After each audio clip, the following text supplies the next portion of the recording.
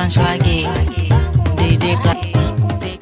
Had outreach with the leaders of Russia and China. You've made an outreach to Iran.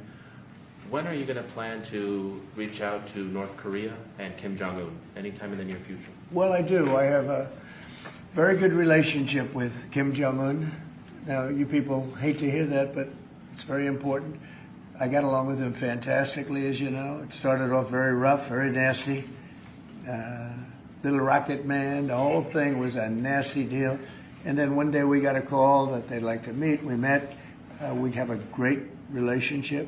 And, yeah, we have, there is communication, yeah. I think it's very important.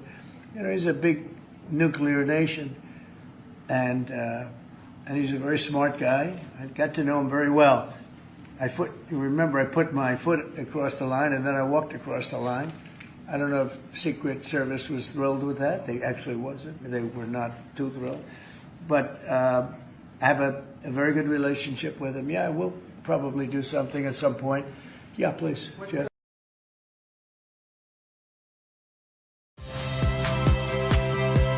Saya Priska Clarissa. Saksikan program-program Kompas TV melalui siaran digital, pay TV, dan media streaming lainnya. Kompas TV, independen,